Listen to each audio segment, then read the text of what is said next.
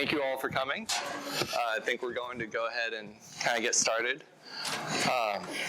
Thank you for traveling all the way here for our quarterly planners meeting. We really appreciate it. We have some really good topics before you today. Just a reminder, there is a sign-in sheet at the table by the entrance. If you didn't sign in when you came in, please remember to do that when you leave. I'll make another announcement at the end.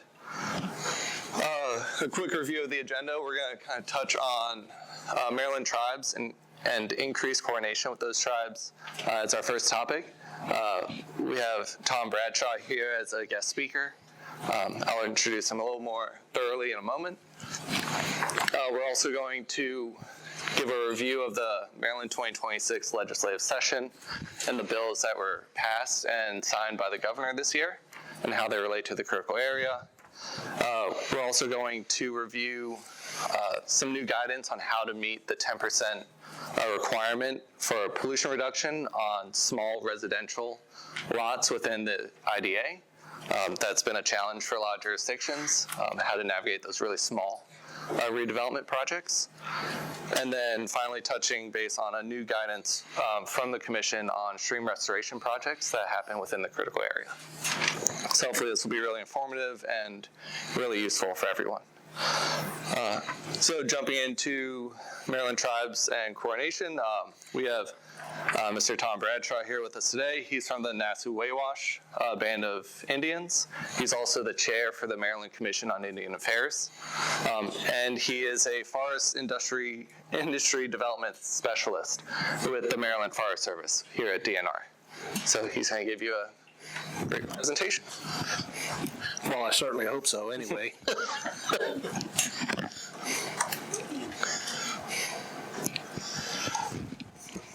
Wow, should have used darker letters. Good morning, everyone. It's nice to be here. I hope I don't bore you to tears during this. And I'm hopeful that you can glean some useful information from this presentation.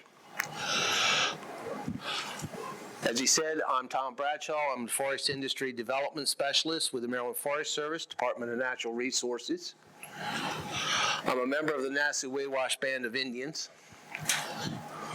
Well, what did I do? Wrong button. I'm chairman of the Maryland Commission on Indian Affairs this year. I represent the Nassau-Wawash on the commission. I'm a former Dorchester County councilman serving from 2010 to 2018, and I was vice president of the council from 2014 to 2018. I'm a former member of the Maryland Heritage Area Authority Board as the Macon representative, Maryland Association of Counties, for those that may not know. And I also sat on the Heart of Chesapeake Heritage Area Board, serving as chair for a number of years. The Heart of Chesapeake is Dorchester County. They are a standalone single county heritage area, the only one in the state of Maryland. The tribes of Maryland. Piscataway Indian Nation, Piscataway Conoy, they are state recognized, but there are also subsets of the Piscataway, the Chopticot and Cedarville bands, and southern Maryland is considered to be their homelands.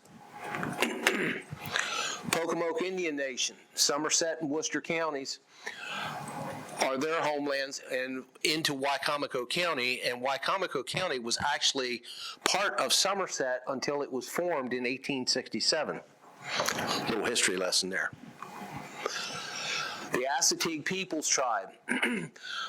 They lived on coastal Maryland, Ocean City, Assateague Island, and up into Fenwick, Bethany, because until the Transpeninsular line was drawn, that was part of Maryland as well.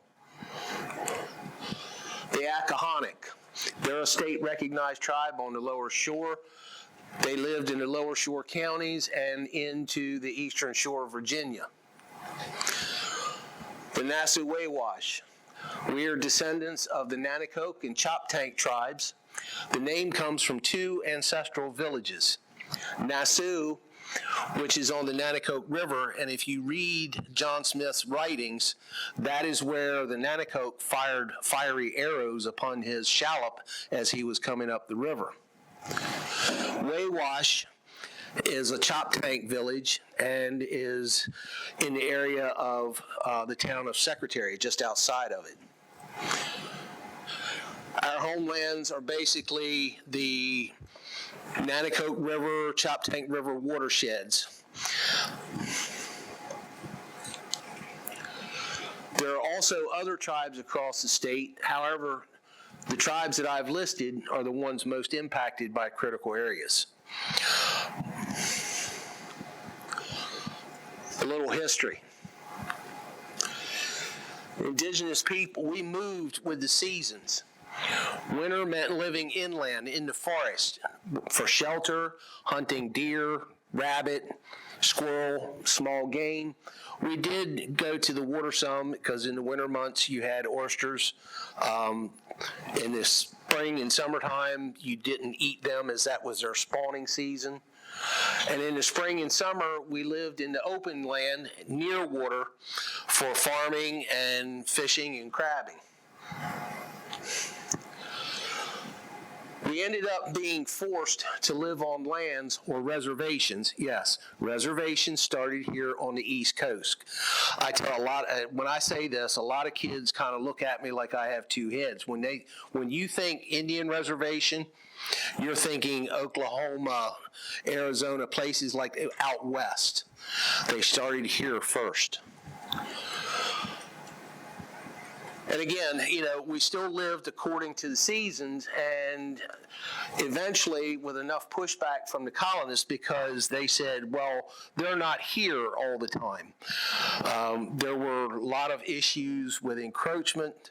One instance, there was an Englishman that built a home on the Shearin Reservation, and it was burned by the Nanticokes that lived there because he was encroaching on their land. Eventually, the reservations were disbanded. They were surveyed and made into lots and sold off. And this led to a number of our ancestors to move to Six Nations, which is up in Canada and upstate New York. Pennsylvania, there is a Nanticoke, Pennsylvania. Delaware, the Nanticoke of Delaware, they are descendants of the Nanticoke that lived in Maryland.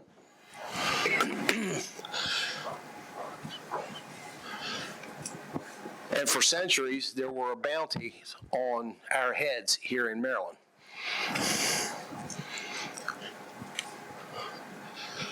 Those of us who stayed, we moved into the less desirable lands, i.e. the marshes and the woods.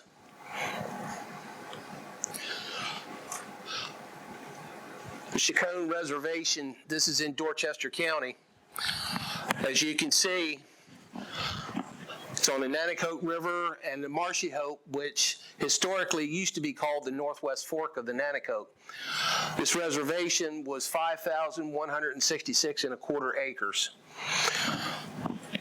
As you can see, there's marsh and cripples along the rivers, but there's good arable land and timber in here, so it was good land for hunting, fishing, agriculture, and this little area right here is where I live. So I basically live on the western edge of where the ancestors live. The Puckamee Reservation, which was in Wicomico, same thing. You see the marsh and the cripples, and you see the good land in here. This all now is pretty much owned by the state.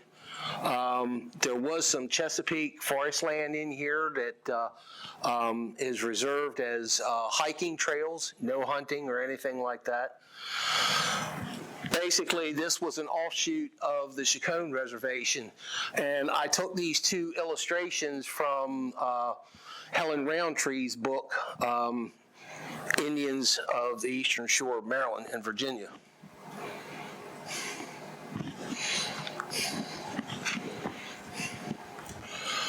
Mid and lower shore. This is just a topographical map that I took off of Merlin,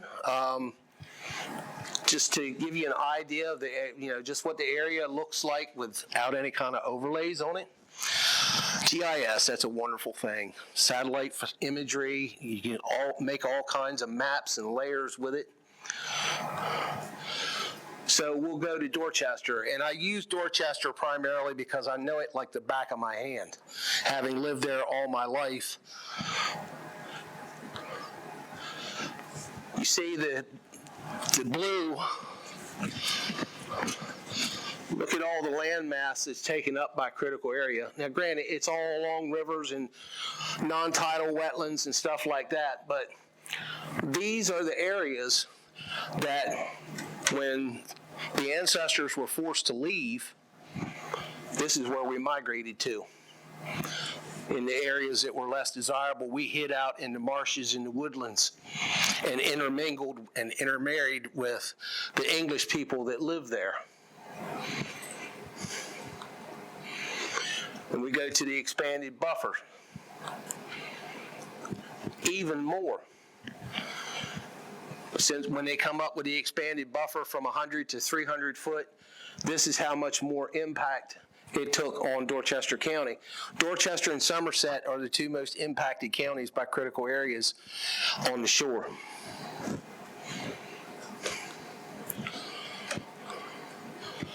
In Dorchester County, some land between critical areas and the septic legislation, some land bought back in the 1970s became unbuildable. Uses of the land have become extremely limited in a lot of cases. Onerous processes to go through to rebuild or replace parts of homes, even though there will be no expansion of the existing footprint, removal of hazard tree, and mitigation for replacement. And I'll give you a case in point. My first term in office, there was a lady that lived outside of Cambridge on Wrights Creek, and of course that's part of the critical area. She had a tree in her yard that the roots were so high above the ground, she ruined 6 grass cutters. So she had somebody come in and cut it down. Neighbor across the creek, who was a come here, saw it. She got reported. She got fined by the critical areas people. She had to take it to court. She had actually planted 2 acres of trees on her property before she had taken this tree down. They would not accept those trees for mitigation. She ended up taking it to court. She was fined $10,000, and that's above and beyond what she had to pay for legal fees during this process. Difficulties in getting permission to build outbuildings to put work-related equipment under to protect and maintain it. Cost of going through these processes due to county fees and having to hire a lawyer to navigate the red tape.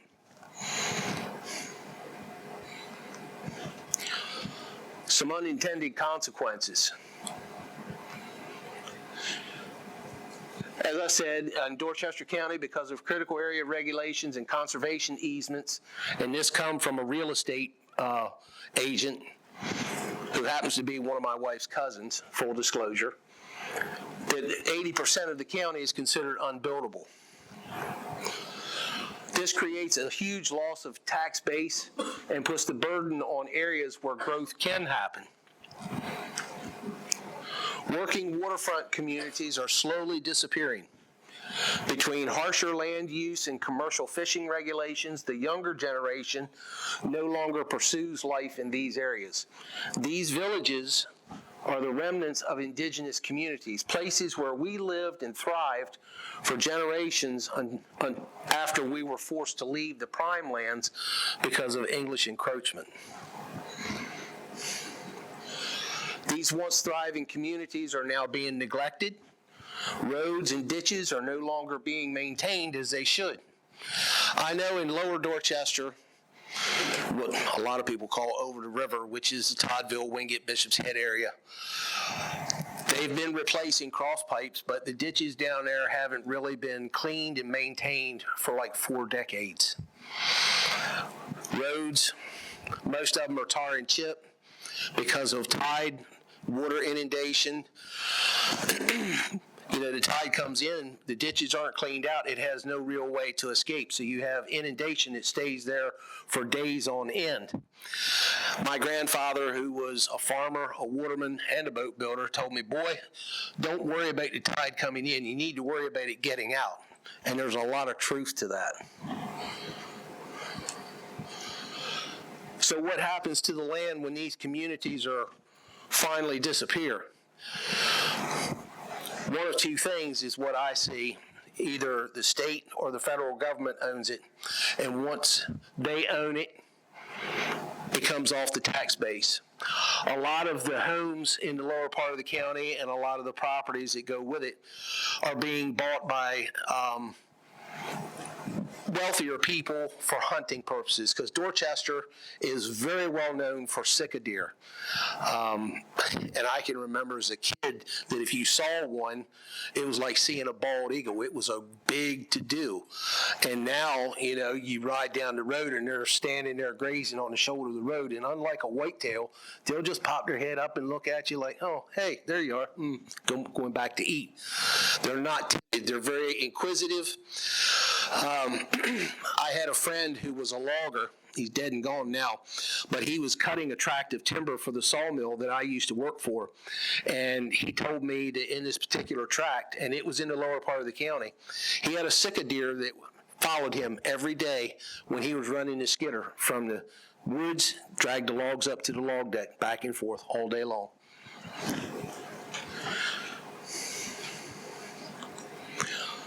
So, where do we go from here? Questions, comments?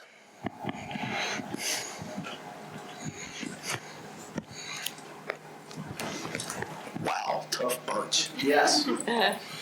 So, you talked a lot about the issues that critical area regulations can have for native communities. Is there I guess, how would you recommend a local jurisdiction, a local planner, or even at the state level, coordinating better with local tribes? What is the pathway, I guess, that you would recommend for that in terms of, if a well, first of all, a lot of people don't even realize that there's indigenous communities here in the state of Maryland. As my late friend and mentor used to say, we were here, we never left. There's got to be happy mediums. In these communities, they're not going to build a Walmart. They're not going to build a Wawa. And when I was young and traversing these communities, they had general stores that had gas pumps. You didn't really have to make a trip to Cambridge except for the bigger stuff that you couldn't get at a small country store. Now, because of the regulations, the younger ones, and my father's generation, basically said, go find something else to do because we're dying out. We're not going to survive in another 3, 4, 5 decades. And you're seeing it. When a waterman wants to put up a pole building of 40 by 60, he's doing it not, for the only reason he's really doing it is because he wants something that he can put his boat into between crab season and oyster season to work on it, work on his crab pots or his trot lines, store the stuff so it stays out of the weather. And I know we talk about impervious surfaces and just footprints and whatnot.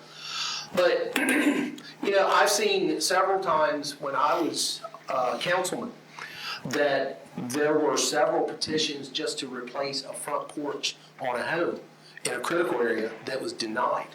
I mean, there was gonna be no more added footprint. People being scared to cut down a tree in their yard because, like the lady who lived outside of Cambridge, got, afraid they were gonna get reported. These are property maintenance and being able to use the property within a reasonable manner. That's what we really have to look at. Because like I said, in these areas, you're not gonna build a Walmart, you're not gonna build a Wawa or anything like that. They just want to be able to do their job and have the ability to work on their equipment in a building, that they can put on their property and not have to spend several $1,000s, fighting the red tape. Yes?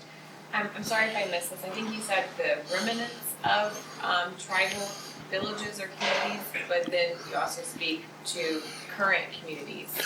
There's a lot. There's some families of members of these people who are descended from the indigenous, they're carrying on the torch, so to speak.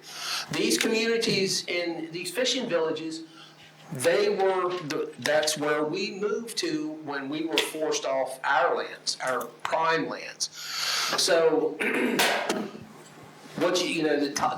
Deal Islands, the Chance, the Orioles, the Fairmonts, the Toddville, Wingate, Bishop's Head, communities like that, they were fishing villages for centuries.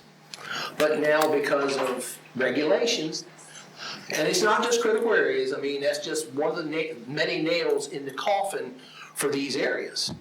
With the remnants of the villages that you were also talking about, are you seeing impacts to those with the rising waters? Or are you having any issues? The dreaded sea level rise.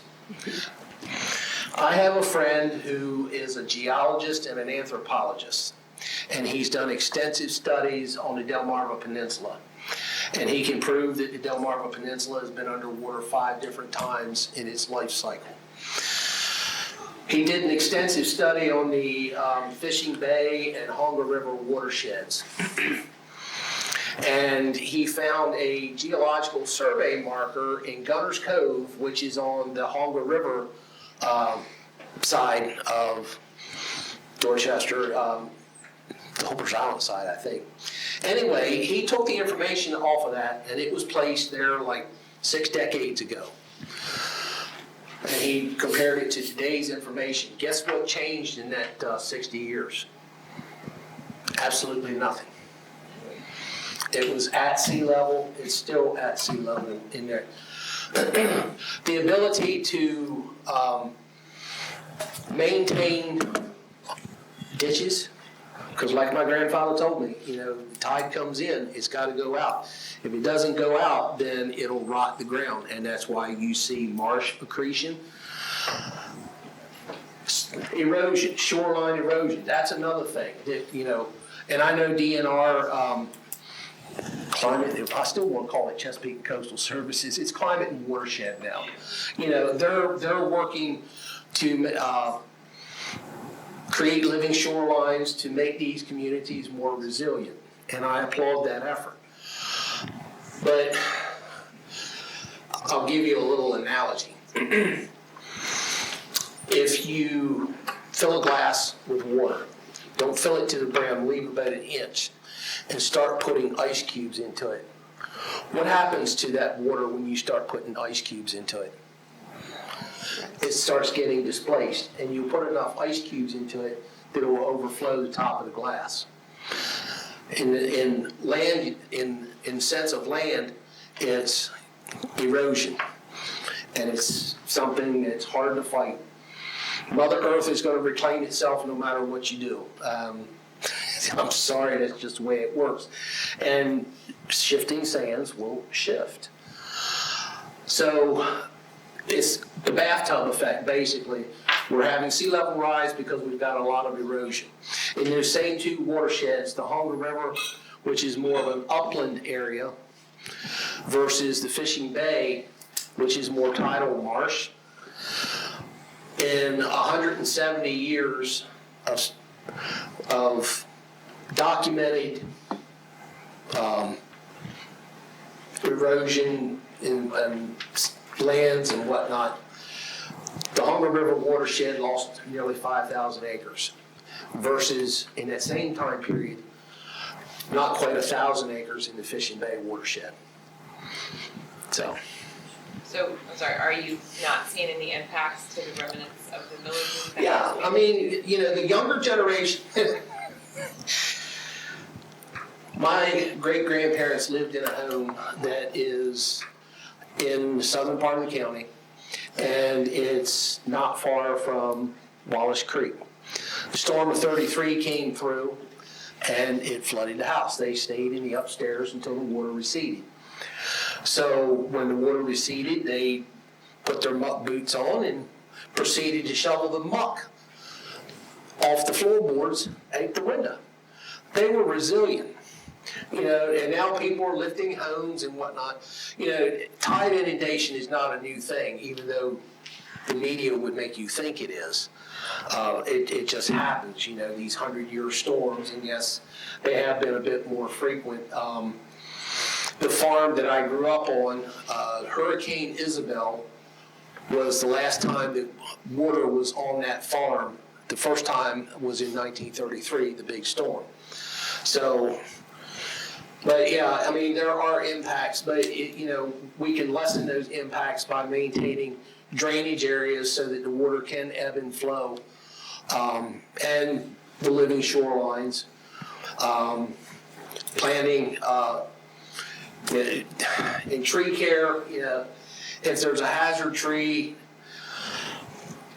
get rid of it. Yeah, you can mitigate some, however, there's got to be a happy medium between the regulations and what the landowner can and cannot do. I think if we all sat down and put our heads together, we can come up with some good common sense goals. I hope that answered your question. Yes. So as we're updating critical area regulations as we do, then it sounds like it would be best practice for us to reach out to the local tribal community and bring in a stakeholder to ask them to come to the planning commission meetings to review the Yes. documents and provide that Yes. input. And I know that happens on different schedules for all of us, so some stuff is sort of in place, but do you think it would be helpful to reach out to the community and say, here's what's in place, can we help do education through you, or can you come to some Absolutely. meetings? Absolutely. Will that- That's really the big thing that we ask is to be heard. And that's one thing I learned early on being in politics. You can't always come to the result that the person wants, but they just want to be heard. And it goes a long way. And tribal contact list, the Maryland Commission on Indian Affairs has a tribal contact list of all the tribes that we know are in the state of Maryland. The only one that we do not have contact information for, and we've been searching diligently, is the Udahaney tribe of Shawnee out in western Maryland, Garrett and Washington and Allegheny counties. But other than that, we have contact information for every other tribe in the state of Maryland and those that are impacted by critical areas.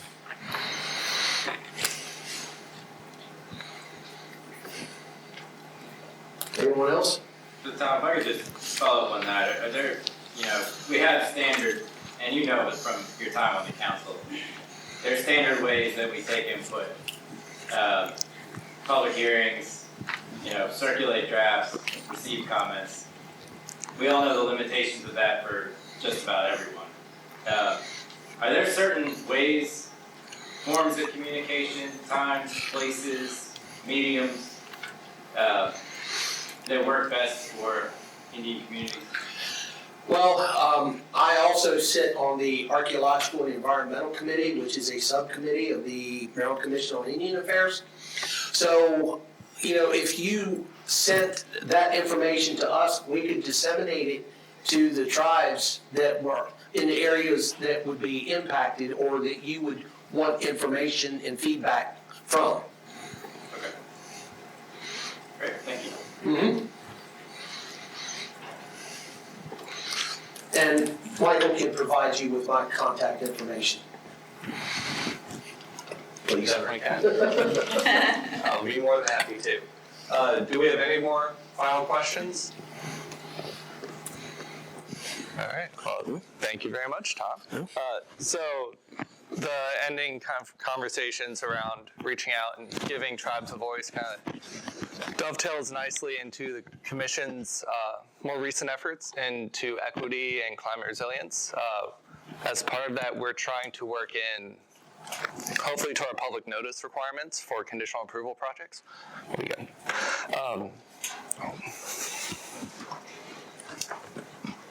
Sorry. I don't think so. I need a copy. Sorry. Okay. But as part of our public notice requirement, I'm going to walk past this. We were hoping to introduce some targeted outreach to tribes, especially those in the region that would have had a historical presence.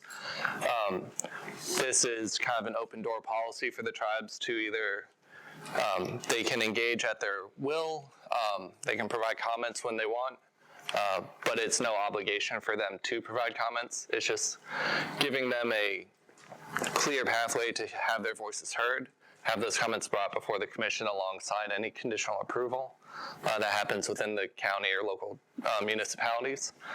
So just wanted to give you guys a heads up that that will be coming, hopefully, if we can make it work. And we are going to try to tailor that to geographic regions, so you won't be reaching out to every single tribe in Maryland, but those that have an interest to hear from your municipality or something along those lines. So that's in the works. Hopefully we can give a voice to tribes on these projects occurring in the critical area along these very sensitive, kind of historically, culturally relevant sites. So that's where we're moving forward at this point. All right. So, and You know how to get in touch with me, so. yes, and I have that whole tribal contact list, so if anyone wants to have a copy of that, I think I'm okay to share it. Yeah, it's public information. Okay, then yeah, I'd be happy to share that. I can share Tom's information with anyone who has follow-up questions. Yeah. Well, thank you, Mr. Bradshaw, for your time.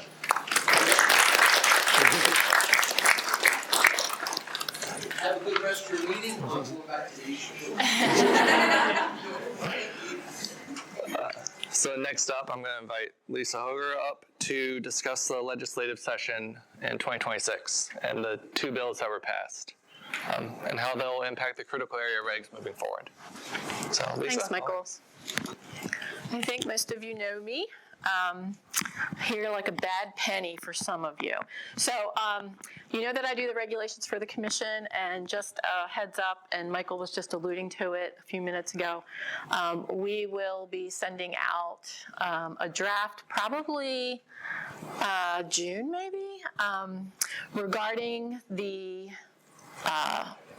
statute that was passed in the 2024 legislative session regarding resiliency and equity.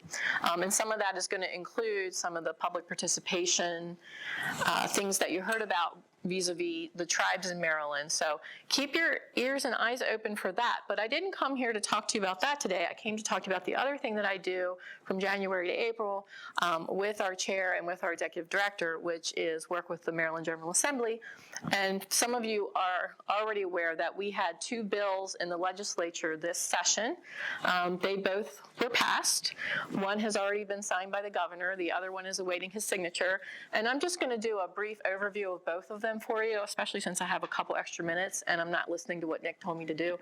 So I'm going to do something a little different. Give you a little bit more information because both bills have elements to them that are going to impact how you do your job.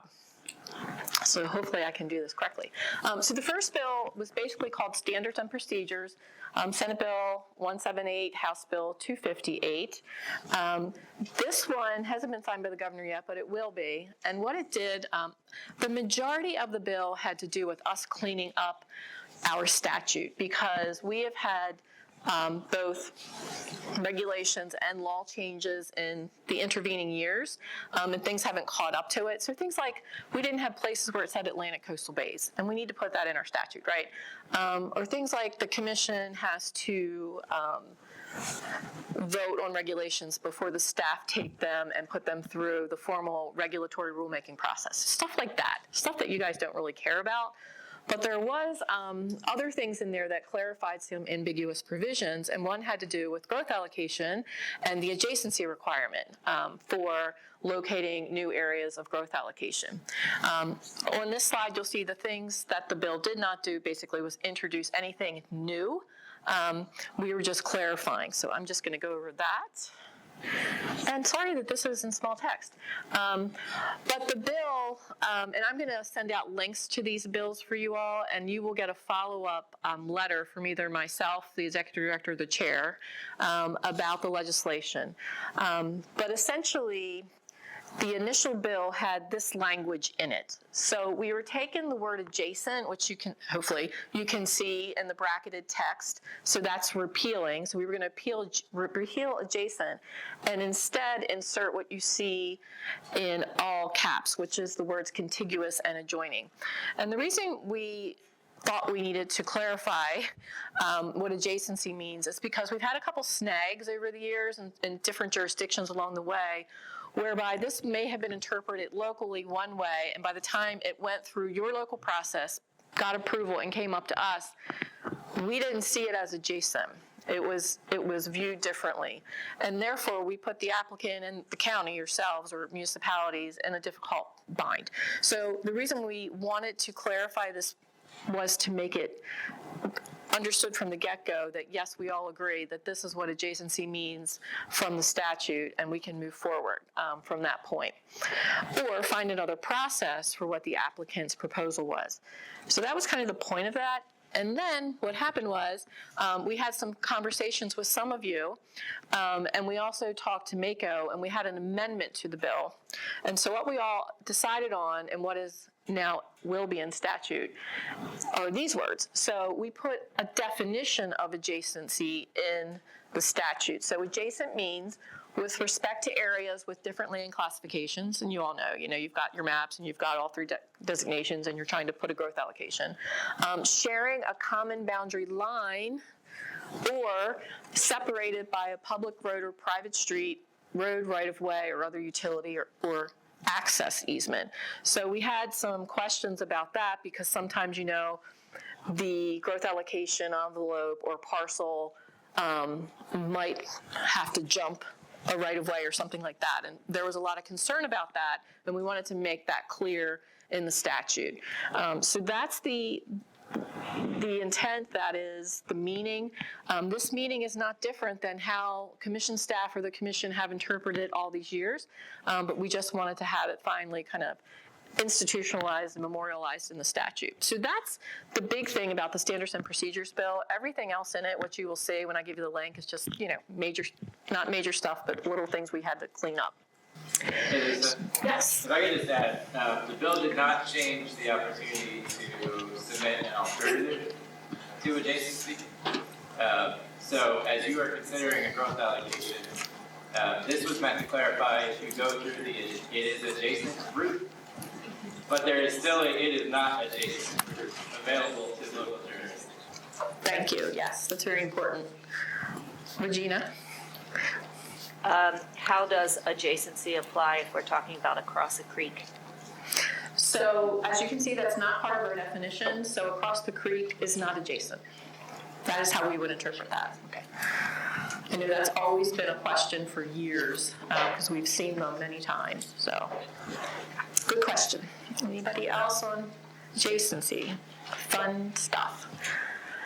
Okay, the next fun thing, and we all love these so much, is variances. So our variance bill has been signed by the governor, and now it's actually been assigned a chapter in the laws of Maryland. And we have seen over the years, and many of you who are veterans of implementing this law at the local level are familiar with the basic variance standards that have been in the law since the beginning. And then we added a couple probably in 2008 or so, or 2006. But what's happened from that time and even from the beginning, as you all are aware, we've had a lot of court decisions that have further clarified how to interpret the variance standards. And we all have sat at the table across from our boards of appeals or administrative hearing officers, and we've heard applicants give reasons why their variance needs to be granted, which have nothing to do with either the standards or how they should be interpreted.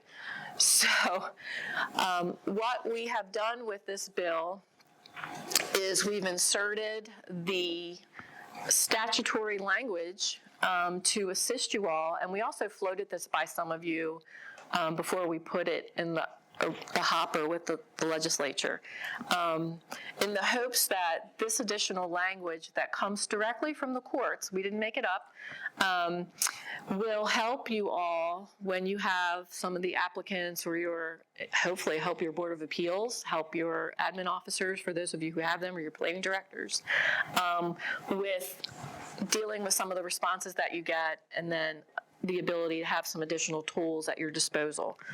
So real quick, we inserted this thing called a rebuttable presumption and this has to do specifically with accessory structures. Notice I didn't say dwellings. This is not about dwellings. It's specifically about accessory structures or uses on a parcel, that if they have another one, there's a rebuttable presumption that accessory structure can fulfill that need. Now, maybe it can, and maybe it does meet, the requirement. But we've put that in there. We also have that applicants must demonstrate a substantial need, and this is one of my favorites that we've heard so many times over the years. I know you all have heard this, that there's a substantial need that is not based on either convenience, personal preference, or financial advantage. And then they must demonstrate that the development cannot be located outside of an HPA. That's never really been expressly put in our variance standards, so we're putting that in there now. Because sometimes it's about, I just want it here, and maybe it shouldn't go in the buffer, for example. The other thing is when they're making comparisons to other accessory structures or to other properties, they can only do these things. So you can only look at other accessory structures. You can only look at those that are in the critical area. You can't look down the street, right? People that are outside the critical area, they might have different standards. It has to be whether they were developed after program adoption or not. So that's always something. I see Kelly, she's nodding her head up here. And I know too, because I used to work on all their variances many years ago. So it's a long time coming, isn't it? And then we appreciate it. Oh, thanks. Gosh, we heard that today. That uplifts me so much. Thank you. They're conforming and legally authorized. Sometimes people are comparing them to things that are not, something that the county or the jurisdiction has authorized. Similarly situated. And if they're in a modified buffer area, they were developed in accordance with your modified buffer area standards, right? So again, legally done. So they can't kind of make stuff up or pick stuff that's just convenient, but it doesn't meet any of these factors. So these will be in there. And then this is the big one, and I put the surprise gopher up here. So the other thing that this the bill did, that's now in statute, is that the Board of Appeals will now hear on the record if you had either administrative hearing officer or maybe your planning director decision was appealed. That record is the one that will be heard by your Board of Appeals if you have a two-step process. So there's no more de novo. That has been eliminated by this bill. So that's a big change for those of you who have a process whereby you have the ability, or your code says that the hearing before your Board of Appeals is de novo. So that's a big change. And these changes will not be effective until October 1st of this year. So there's several more months time before all these things are going to change and be, hopefully tools that you can use. And then this will be a change in your in your codes. And we know that's not going to happen right away. But again, we have provisions in our statute and in our regulations that if we change something at the statutory level, that applies, regardless of what your code says. So if you have any questions about this stuff, please get in touch with me. And as I said, we'll send out the links to both of these bills so you have copies of the bills and you can read them and see how they were, the changes were reflected. They were all worked out. We had a lot of help from a lot of you here in trying to figure out, are these good ideas? Is this going to be helpful to you all? Thanks to Kelly, Queen Anne's. I think we talked to Calvert. I don't remember who else we talked to, forgive me. But we appreciate your input as always. And again, that's it. If anybody has any more questions, be happy to answer them. This wasn't as exciting as the 2024 legislation, but it's something we decided to do. Okay, thank you all. You say you got one back. Oh, I'm sorry. That's Yes. okay. I have a question about this this chapter here. Can you explain this a little bit more in depth as to like what the DOA here's on the record? I'm not sure. Okay, so in some jurisdictions, when somebody has a variance application, the process is it goes to a board of appeals. And that board of appeals hears the case. But in many of our jurisdictions, there's more than just the board of appeals. So sometimes the variance, the first step is it might be able to be heard administratively, which means typically a planning director or a planning officer hears, sees the application, makes a determination. If his or her decision is appealed by the applicant, the next step in that jurisdiction will be a board of appeals. There's also a process, Anne Arundel has one, and I feel like one or two other of you have it, where there's actually an administrative hearing officer separate from the planning director, and the variance would go to that person first. They hear the case, it's on the record, and in some of those jurisdictions, not all, if it's appealed and it goes to the board of appeals, there's a process called a de novo hearing, which means everything becomes new. So the applicant can walk in with a different plan, different witnesses, whatever. We've struggled with that through the years because we might show up to testify and then right at the table, a new plan's presented and nobody's had a chance to examine that. The other thing is, we think it costs people more money, and we're trying to eliminate that. And also, try and help you all do your job more efficiently, where you're not looking at a separate record and trying to make your determination and write your report for your Board of Appeals. So it's taken away that another bite at the apple. It's the same bite. You use the same testimony, the same staff report. It just all gets pushed up to your next level. If you have that, two-step process in your jurisdiction. Thank you. Sure. Okay, I don't see any other hands, so I will exit stage left. All right, so you all understand the changes to variances. Perfect. That's what I'm getting. Next up is going to be with Jen Esposito. She's going to walk us through how to meet the 10% pollution reduction requirement in the IDA on small residential lots. I think we're going to take a moment to pull up a resource and share it. Yeah, I think it's on. Jen, do you want me to hand these out? I don't know how much I printed, so if Paul wants to take them, they're there. We can also, when we send out a recap of today's meeting, send it in a link. Yes. So, whatever's easier. I don't know if I have enough copies, Nick. That's what I was thinking. I'm gonna, Hand a few out per table. our staff should know that.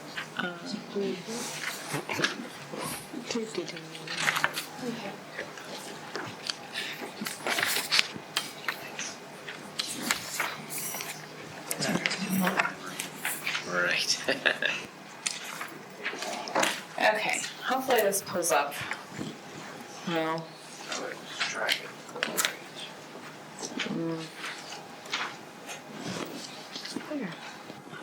Voila. So we can make that better visually. Okay, so this guidance is really just guidance to help satisfy or help a residential property or a property that's doing an LOD or limit of disturbance that's 5,000 square feet or less in size to help achieve the 10% phosphorus reduction requirements. We recognize that when a homeowner within an IDA is putting on an addition, going through a spreadsheet to calculate for 10%, potentially having to hire an engineer to do so and doing a lot of extra steps can be cost prohibitive. There have been several kind of iterations of this floating out there throughout the years. This really is going to be helpful for your municipalities that have a lot of IDA in the area, but we've had it kind of memorialized in certain iterations of this in local codes. For example, our previous planner worked with the town of Oxford to get something very similar in their code. Most of Oxford is IDA, so it's very applicable to their everyday operations. Susan worked really closely with Baltimore County on something similar to have it very narrowly prescribed for existing marinas and waterfront restaurants, just to again provide a little bit more flexibility in how are we doing the 10%. The other kind of issue is when you're utilizing that spreadsheet that we have on our website, it's kind of was geared towards larger projects because it also was helping to calculate your environmental site design, your ESD requirement, and there's rounding errors in those calculations. So when you go down to a certain level, it's not really as accurate. So we're trying to come up, we have several iterations. We kind of took what we thought was the most relevant to smaller projects that you might be seeing in the IDA, and the most simplified kind of version. And so as you see, it's based on your limit of disturbance. It's not based on your new impervious surface. So it's whatever that LOD is, because that is your gauge on when this may or may not be applicable. If it's over 5,000 square feet of over, you've got additional review that is going to be warranted, and this is not applicable for those projects. So when you have an LOD based on your square footage to the left, you have options of what you can do to bioswales, landscape infiltration, microbial rain garden, rain harvesting, rooftop and non-rooftop disconnection points. They also need to kind of meet those parameters as specified in the Maryland Department of Environment site design guidance. But you can also, the homeowners can do a combination to get to that. If you have a 3,000 square foot LOD, you can do several smaller options to get to that 3,000 square feet. And the biggest thing that we also put on the bottom is you can do, let me try to make that a little bit more visually easy to see, but okay, there we go. You can substitute native plantings, and so 100 square feet of disturbance can be offset by planting a 3/4 inch caliper tree. 1 tree equals 3 shrubs. All species should be native and conducive to the site conditions and planted in a manner to intercept stormwater. I think I have a little bit of a typo, so I can fix that before we get that link sent out to you guys. But so again, it's if you're on the lower eastern shore and you're getting inundation with salt, you need salt tolerant species. What you're planting in that area might differ if you're in Hartford County, right, where you don't really get that saltwater kind of intrusion. So hopefully this is helpful. I know like for a lot of the municipalities that are majority IDA, this is really just going to be a guidance. I think there is discussions of looking at our 10% rule kind of more holistically. As of now, this is what we still have as within our IDA is meeting that 10%, and this is hopefully a way to make it a little bit more palatable to the homeowners or property owners that are just doing something minor on their property. Any questions? Okay. This will be, again, sent out in a link to everyone with minus the typo on the fiber.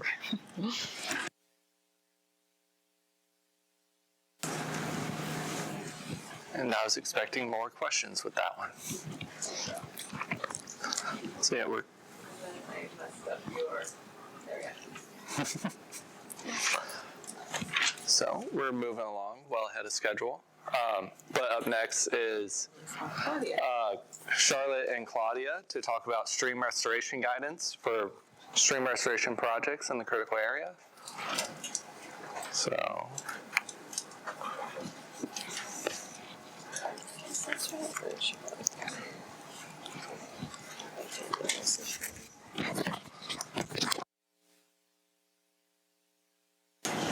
Okay, can everybody hear me? Okay. I'm going to try and stand here because I think that's where Bob set the cameras, unless he's been moving them around the whole meeting, I guess. Yeah. Okay, so Claudia and I are going to give you kind of a brief overview of a guidance document we've been working on related to stream restorations when they occur within the critical area. So this guidance is currently in draft form, so we are looking for like feedback, questions, comments from you guys today. That would be actually very helpful for us. So why did we create this guidance? So there's several reasons. One, we wanted to kind of provide design recommendations.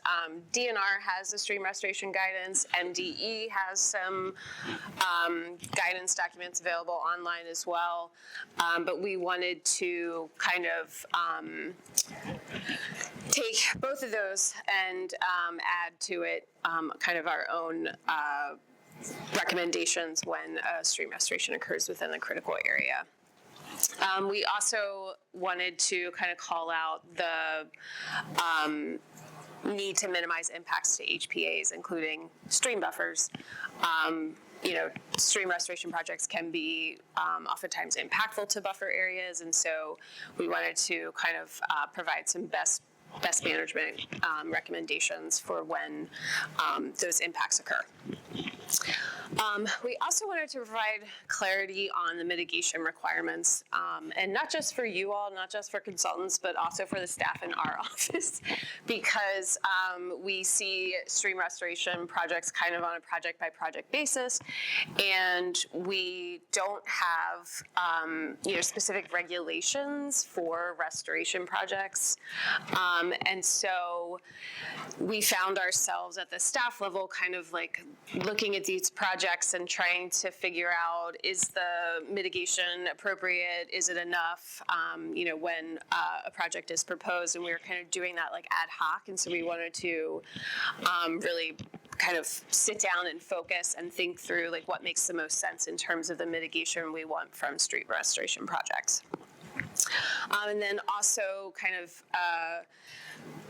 being explicit about the monitoring and maintenance for these projects in the critical area, particularly related to planting survivability, because that can be an issue in some situations. So this is just kind of an outline of the guidance document so far. This gives you kind of, this is the headings. These are the headings within the document. We cover, like I said, the design considerations, other considerations like related to HPAs.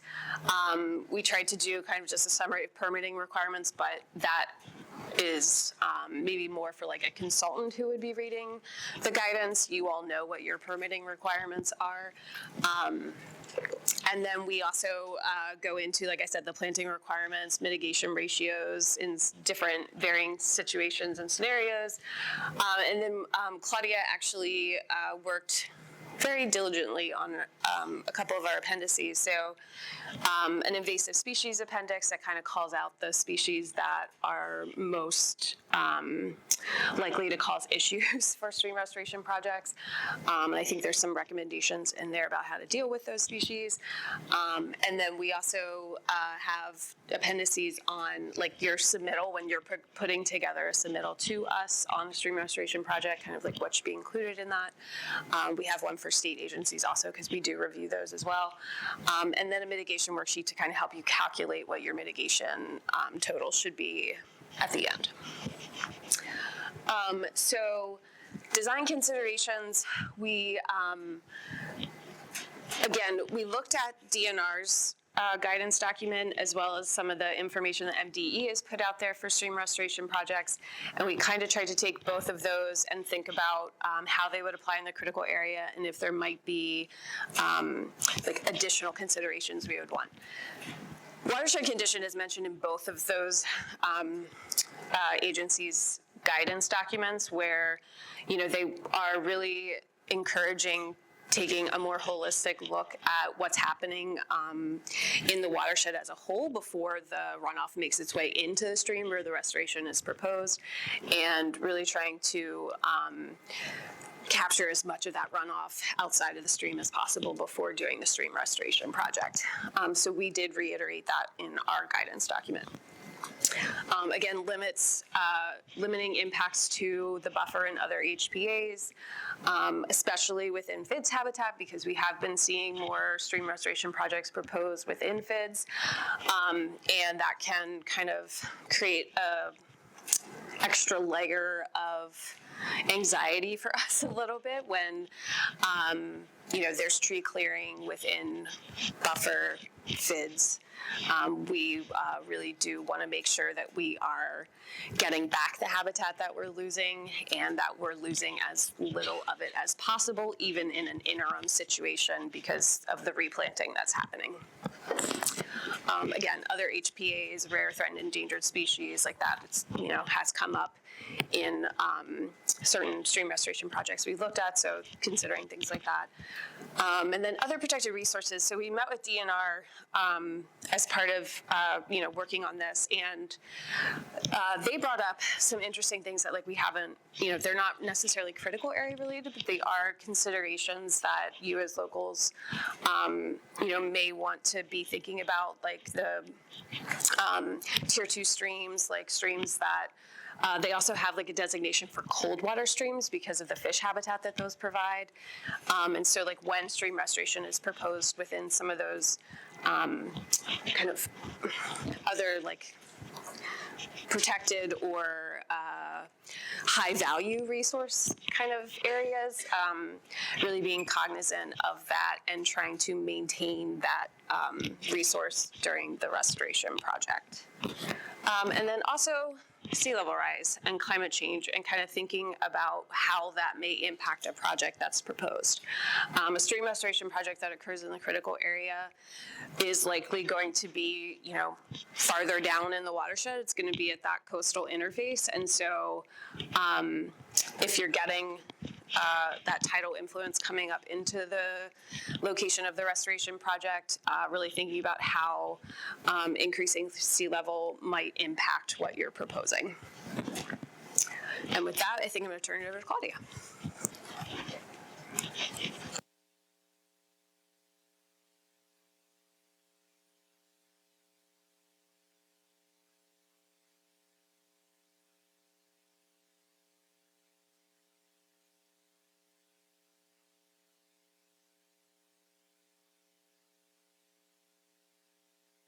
Requirements. I did learn yesterday that soil conservation districts are involved when credits go towards the agricultural sector for WIPs. I didn't know that before. Y'all might have known that. So, in addition to the local permitting, we have MDE permitting, non-tidal and waterway construction, floodplain reviews. Sometimes there's tidal wetlands. Now there's watershed review. And of course, with critical area, there's the lovely consistency report.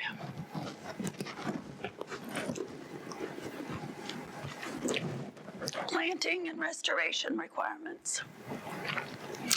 Goals.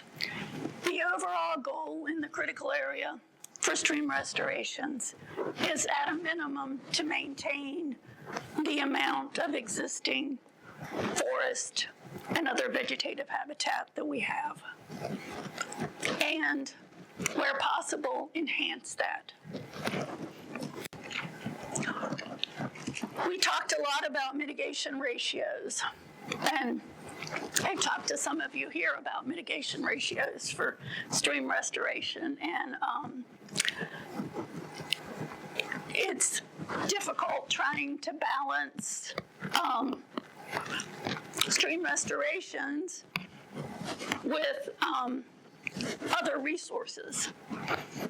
So, since stream restorations, by their nature, are in the buffer, we decided that the mitigation requirements, at least this is our thinking now, but as Charlotte said, we're looking for comments, but the mitigation requirements for outside and inside the buffer should be the same. So if you have a field or a lawn,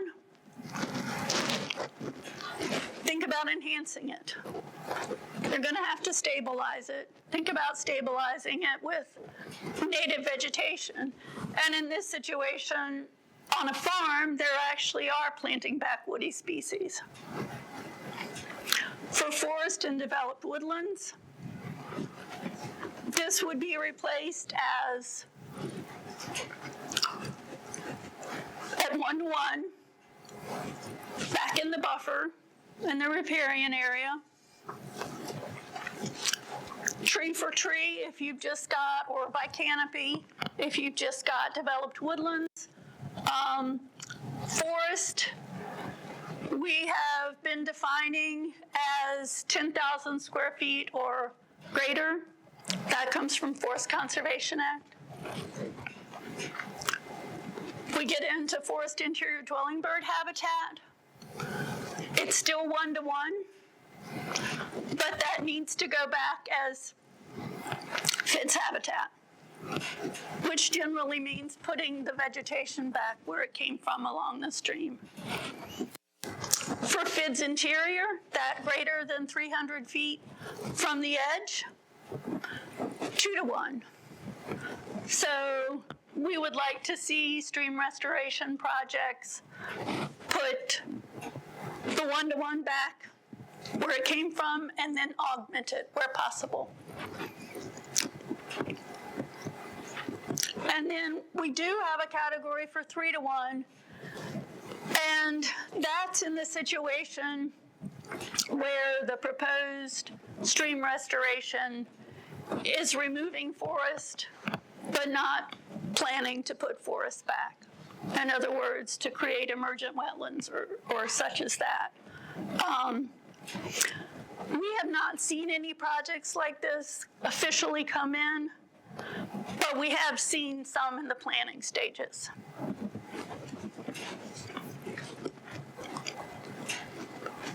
Planting standards, as I just mentioned,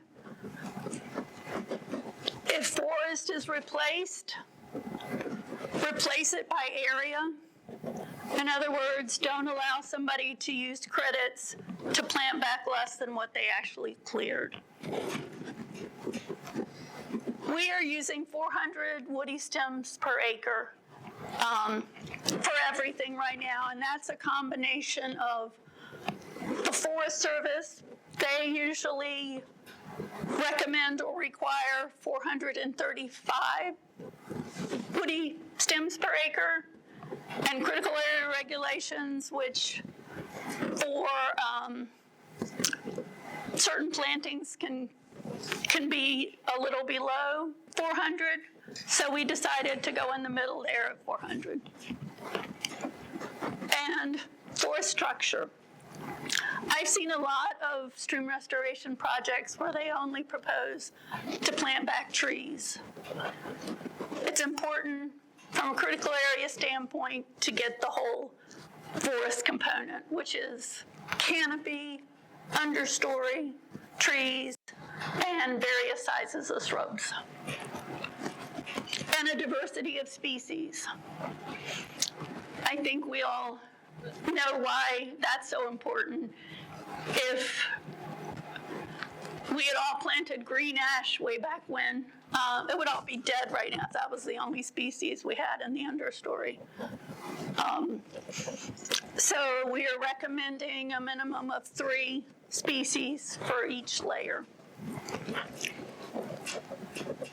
And for mitigation plantings, it should be the straight species, not cultivars. Cultivars in our gardens can be beautiful, but they tweak them so they have double blooms or purple leaves. And when they do that, sometimes, excuse me, there are unintended consequences to the nectar and how valuable they actually are to pollinators.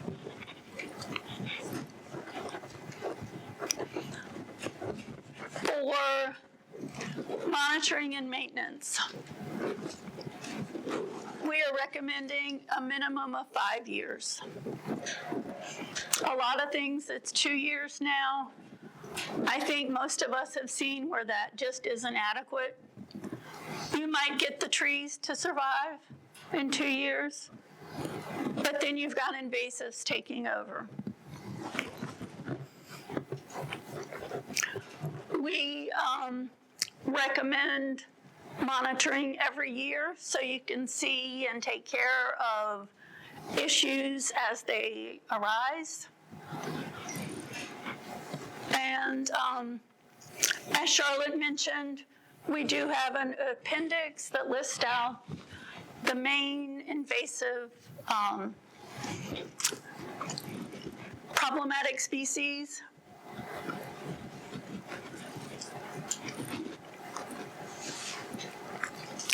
We have also, isn't this a pretty, that's a picture. Isn't that pretty? That was one of the DNR photo contest photos. So we've tried to put together a mitigation worksheet that will make it easier for calculating the required mitigation. And just yesterday, I think we figured out a way to make it even simpler. So I'm going to work on that. Additional considerations. Most of us know that stream restoration projects are driven by credits. Those credits are meant to improve water quality, which is a good thing. But in the critical area, we're also looking at habitat, not just in the stream, but surrounding the stream. So sometimes there are trade-offs that you have to balance. And for example, is it a good idea to, well, we had a project in Hartford, that was going to impact forest interior dwelling bird habitat. And they ended up reducing that some, so there weren't as many, there wasn't as much clearing in the interior.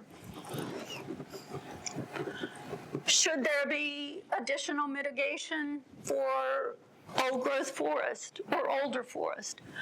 I think like 100, 150 years is considered old growth forest, but you've got 60-year-old trees and you're cutting that down, you've lost a lot, not just in the species that'll use it, but carbon sequestration, nutrient upload, sediment collection. And I already touched on monitoring, but I'm sure you all have seen it. You go out and there are some sites that look really, really good, and then there are other sites that it's like, oh no, where did we go wrong?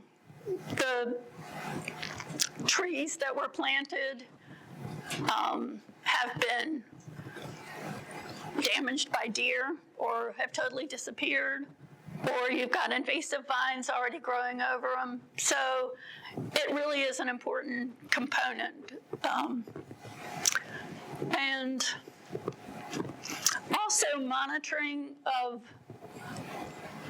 these projects, which we can't require, but some of us in the office went to a presentation or a panel that was held by the Native Plant Society on stream restorations. And there's a lot of monitoring that would be helpful, but it's not being required right now. And it's not something we can, address right now, but it's something to keep our minds open about in the future. That we don't really know in most of these situations what's happening to the stream community, the benthic community itself, before and after. There might be some minimal requirements for measuring the pollutants like phosphorus and nitrogen and the sediments. But how is this affecting the aquatic species? When that's, we're doing it for the aquatic species. Well, we're really doing it for ourselves, but because we like all these things. But, and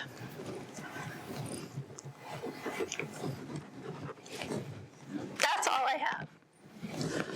But we would welcome any thoughts.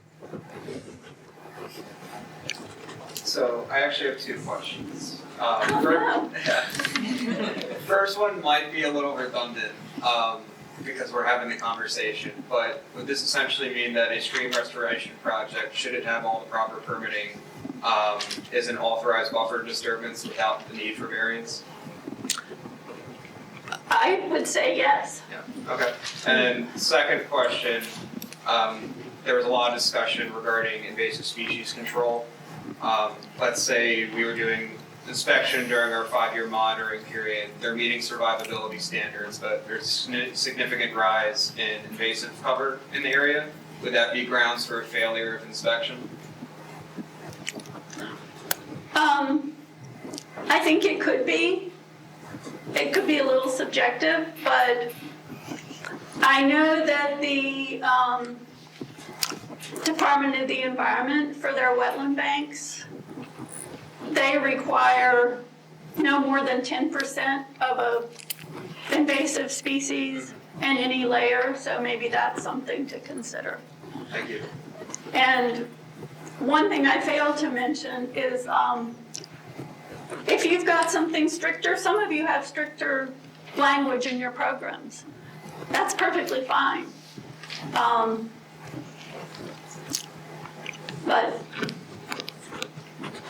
yes, If you take a security for the planting, which is what we do, and then you release a certain percentage over a period of time with successful inspections, that's one way to address what he's talking about. If you've got, more invasives than is permitted, then they're not going to get their security back that year until they bring it up to the appropriate percentage. So that's one way a local government that makes a lot of can sense. get at Yeah. that. Mm-hmm. Yeah. No, very good. Claudia, when you talk about 400 stems, what size trees are you talking about? Are we talking about whips? Are we talking about? It could be whips. Oh, it could be. It could be. Okay. But there's a requirement to maintain that density. Okay. So we are leaving it up to, or we're proposing that it be left up to the person who's responsible. Okay. So it doesn't. To do, you're hoping they're have enough experience that they know what's going to work on a particular site the best. Okay. I know that you guys met with some folks with the and DNR when you were for the information or the guidance. When you said that there are not required monitoring, did you mean that like through NDE to ensure the successful outcome? They're not monitoring, from what I understand, they're not monitoring to see what's happening in the watershed. No. And More narrow at the stream. it's more narrow, and it's not really, a lot of people had this concern the other night, that it's not really telling you where the pollutants are coming from, if you're not monitoring upstream as well as downstream. Yeah. And And there's like that functional uplift requirement as well. So I'm wondering, that's more localized within the stream that's being absorbed. And I'm just curious if maybe this came up in your conversation, when we're looking at like lawn, like restoration, stream restoration in a lawn or an ag field, like wouldn't there need to be some kind of canopy coverage to reduce the temperature of a stream to get to that functional it would be uplift? ideal, yeah. But that's not really a full requirement for a stream restoration from NDE's focus No. on a functional MD uplift does not require that. requirement. I mean, I'm not even certain that functional uplift is a requirement. It's like they're looking at specific things they're measuring that they think are getting us that, but that's not, I mean, that like saying functional uplift has occurred is not a requirement, I don't think, of like a stream restoration plan. Well, I just had I'm curious, you said you had gone to this stream restoration conference or something a few days ago. In the room, was there a general consensus about kind of the different practices that I know we and I know a lot of you folks here in the room have been seeing? There's different approaches, like taking out the trees versus trying to keep them. I just wonder if there was something like that. They didn't really talk about the different types of stream restorations, but there was, I would say for the most part, maintain as much tree canopy and vegetation as possible. Kind of mimic or keep what's there as much as possible. Exactly. There's lots of streams that are like super inside. Yeah, You might yeah. nibble away, but. Do you really need to go in and bulldoze everything? Okay. And the consensus on that, I would say, is no, for the most part, yeah. The majority of the speakers.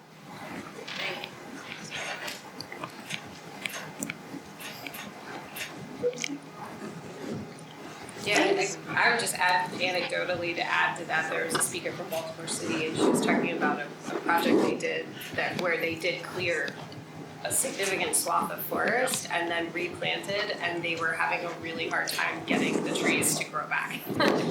There's they've replanted a number of times, I feel because you're taking the topsoil, you're really messing with it. Yeah, it was, she was a really great speaker. She's from the city agency? Yeah. Is it Kim Grove? No. Her name was Ashley. Yeah. Ashley She would be Bones. Brian Parks, or Forestry? Yeah. Yeah, I forget her last. Okay. Hours. Yeah. Yeah. She was great.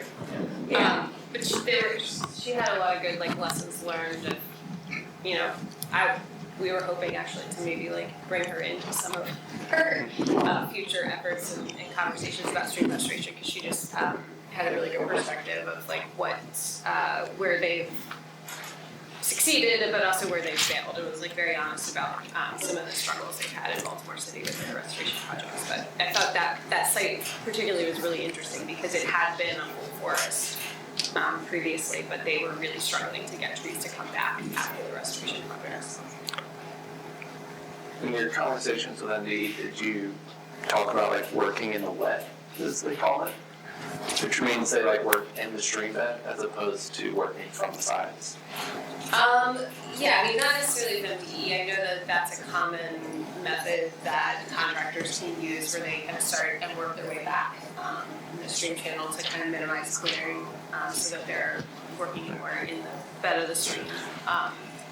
MDE does have, our conversations with them were mostly around their, I don't know what they call it, some type of assessment that they have been using. We used it out at Anita Light in Hartford. That was kind of the first time we'd seen it applied, but they have like an assessment. Oh, right, yeah. That it's They not. had one for the coastal plain and one for the Piedmont. Yeah, and it's not required for like your permitting with MDE, but it is something that MDE might potentially use in their review of stream restoration projects. And I thought that assessment was actually, like if it had been required. Yeah, it's more holistic, yeah. looking at the whole watershed. If it had been required, Yeah. our guidance might have been a lot shorter and just said use, Yeah. follow MDE's requirements. But it's kind of, I don't know what MDE's goals with that is, if they're kind of like testing the waters, using it sporadically a little bit right now, and what might come from that in the future. But it's on their website. We can send that out if anyone's interested in looking at that. Yeah. Yeah. All right. Does anyone have any other follow-up questions to anything they've heard today? Because we are at the end of the agenda for the time. If not, just a heads up, a reminder to sign in for attending today. That will be back there by our Executive Director, Nick Kelly. He's waving his arms like he's drowning. And the next quarterly planners meeting will be in July. That is expected to be a virtual meeting. We're still working on an agenda for it, but we have some ideas in mind. So you can expect to see an invitation for that sometime in probably early June to put it on your calendars.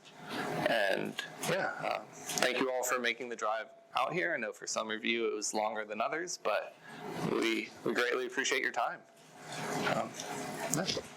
We're done.